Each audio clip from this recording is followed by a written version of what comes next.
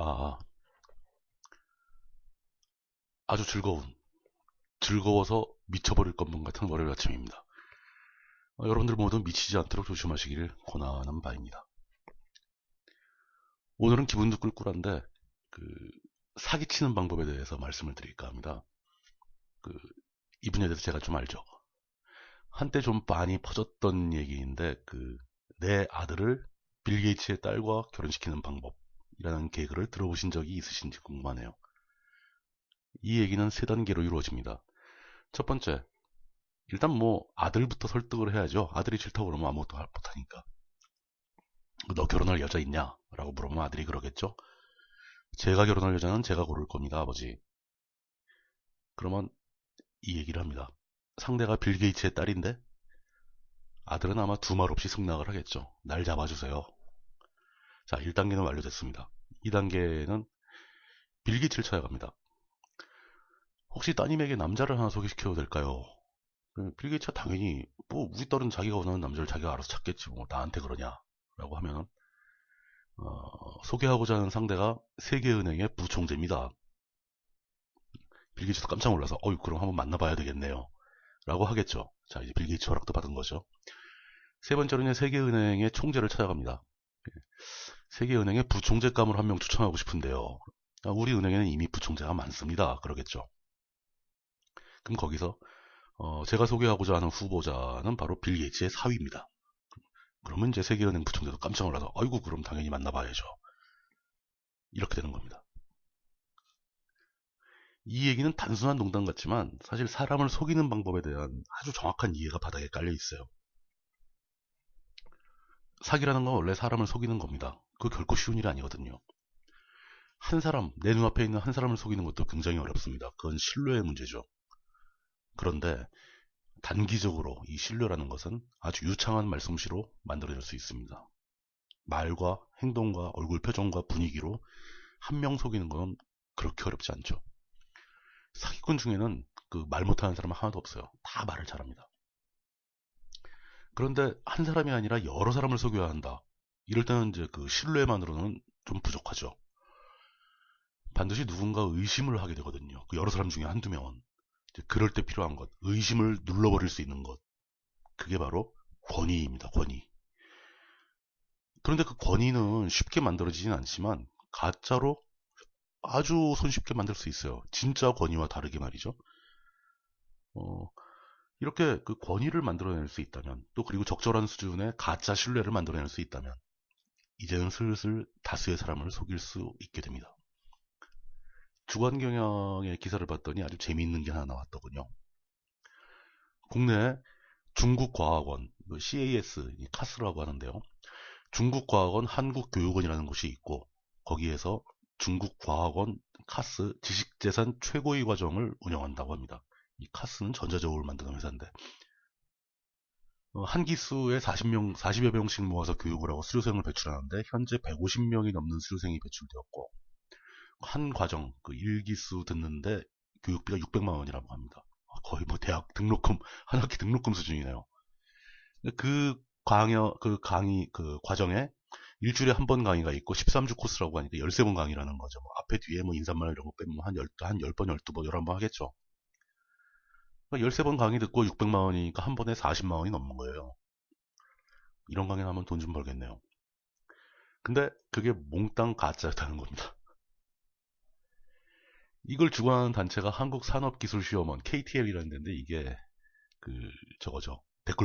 댓글부대 주도했던 거기 회장이 국정원 출신 김흥기 교수라고 합니다. 교수라면 어디 교수냐가 나오죠. 이 카이스트의 겸직 교수라고 합니다.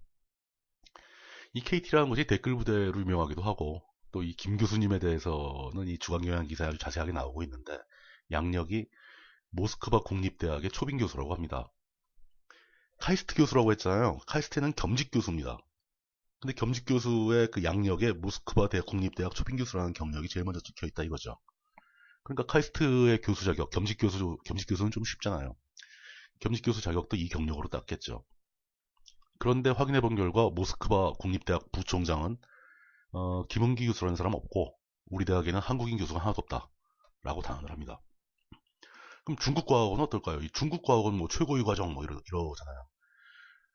중국 과학원 담당자는 한국에 있는 어떤 기관도 중국 과학원 이름을 사용할 수 있도록 승인해준 프로그램이 없다. 그런 게 없다. 뭐 도대체 어떻게 된 일일까요? 자, 최초의 시작은 이 김흥기 교수라는 사람이 모스크바에 가서 사진을 찍어 오는 겁니다. 학위 브로커 같은 사람 만나서 이제 그럴싸한 배경으로 간판 걸고 이제 가운 입고 그 학위 수료증 뭐 이런 거, 그리고 뭐 가짜 수료증 이런 거 받아오는 거죠. 돈 주면 해주잖아요. 가짜 권위를 하나 만든 거죠. 이걸로는 약하지만. 자, 이걸 기반으로 카이스트 교수 자리를 따냅니다.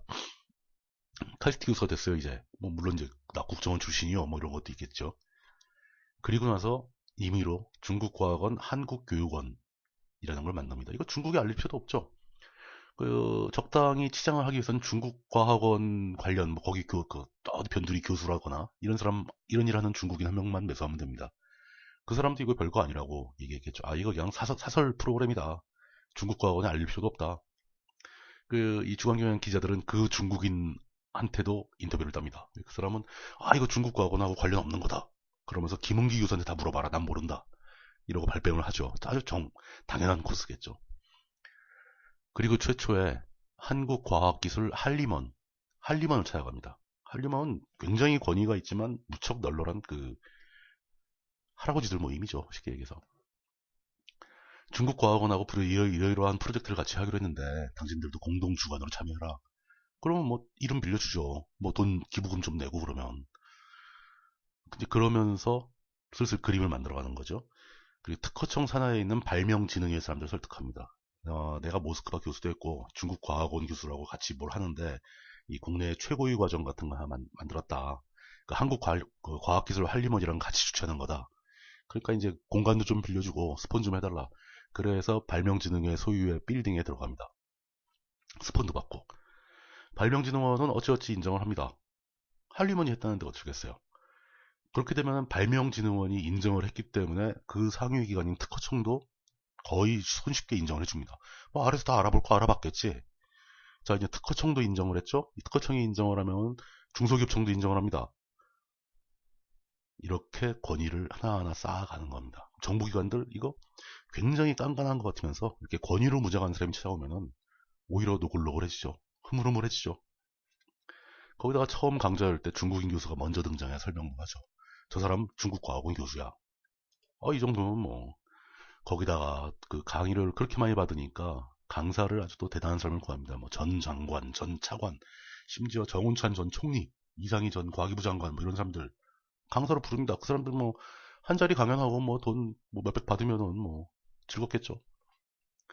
그렇게 자리를 만들어 놓고 손님을 모으죠. 손님은 이제 고위 관료, 뭐 국장급, 또 뭐 로펌 파트너 변호사들, 뭐 금융계 고위층, 기업 대표들, 뭐 이런 사람들 부릅니다.